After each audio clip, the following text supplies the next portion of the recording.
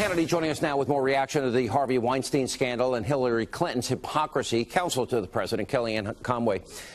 You know, Kellyanne, I've watched these Hollywood phony hypocrites go after you and go after the first daughter and go after the first lady of the United States. Oh, Melania wore high heels to representing the country on her way to help serve people in Texas. And I'm watching how they've treated women, and then you see the Hillary aspect of this and the donations from Weinstein and the money from countries that practice Sharia. Is this now just the beginning of a real dialogue of issues we've been pointing out for a long time? Sean, it's clearly a continuation of the hypocrisy of Hillary Clinton and other so-called feminists like her. Why? Let's go back to the Oscars a few weeks ago. Can you imagine, for every unfunny political joke that was told, for every time the president's name was invoked, had we replaced that with Weinstein or rape or sexual predator, or if somebody actually had used her power on the stage? There were many so-called powerful, rich, successful Hollywood women accepting awards, giving awards. What if one of them, over these many, many years that this has been going on allegedly, what if one of them stood up in front of a live TV worldwide audience and said, you know what, instead of thanking my mother and my third grade teacher and my producers and my agents, I'm going to tell you a story about what goes on here in Hollywood. And I'm going to do that now because when I was 22, I felt harassed and belittled and cornered. But now I'm double that age and quadruple that wealth, and I'm successful, and I want to save the next generation. Any woman out there who remains silent as the next generation suffered under this sexual predatory culture and this man, then they are complicit here, and they have no right to stand up and say that they speak for women. Now, let's be clear about something else. When Hillary Clinton and others, since you mentioned her, but many others, when they talk about, quote, women's rights and women's health, you have to take one layer off and realize they're really talking about abortion. They're often talking about abortion. When they say women's health, it becomes a euphemism for abortion. So when pro-lifers say, hey, you know, maybe it's not such a great idea to have an abortion in the 8th or 9th month, and they say a woman has a right to do what she wants with her body. Hey, folks, hey, ladies, a woman has a right to keep her body free from sexual predators who are allegedly threatening them if they don't comply, or dangling goodies, Hollywood goodies in front of them if they do comply.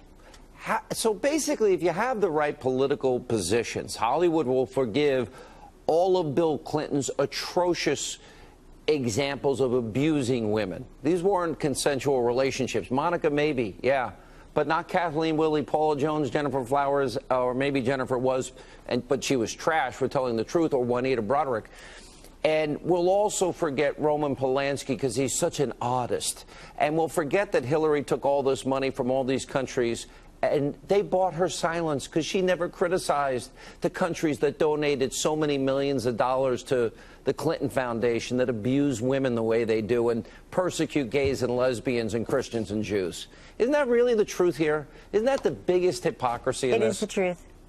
It is the truth. It really was a major storyline last year about the foundation taking money from these countries that oppress women and girls, don't give them basic rights that your daughter and my daughters and me enjoy every single day.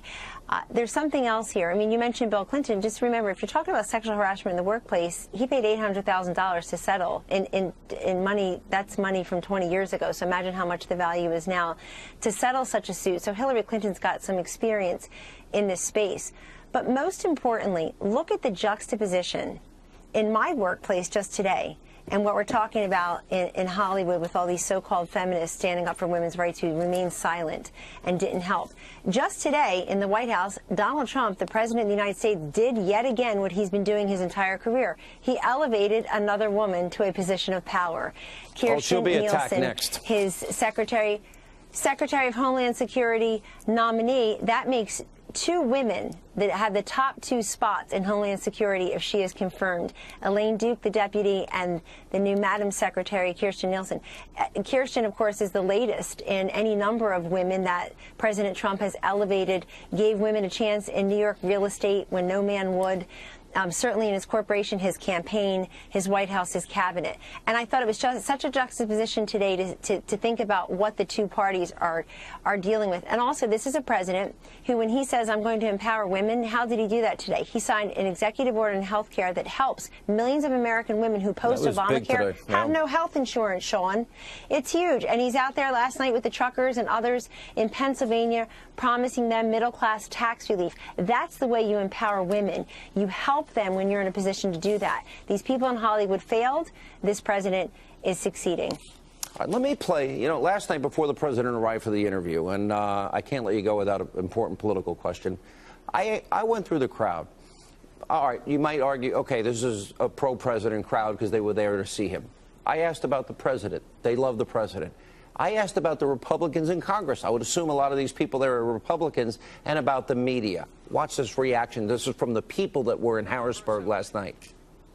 Senate. They're doing a terrible job. They need to get on board, because if they don't, what just happened in Alabama, you're going to see happen a lot of places. That's the canary in the coal mine. Absolutely. How is the Congress doing? Terrible. Terrible. Terrible. Congress needs to get on board and realize Donald Trump, love him or hate him, he is what America picked. So the Republicans have the House and the Senate. You're angry at them? Yes. Oh. Yes. Angry? Yes. Angry. Angry. Livid. Congress? Not so fantastic, but, I have hope that we can turn it around. What do you think of the news media?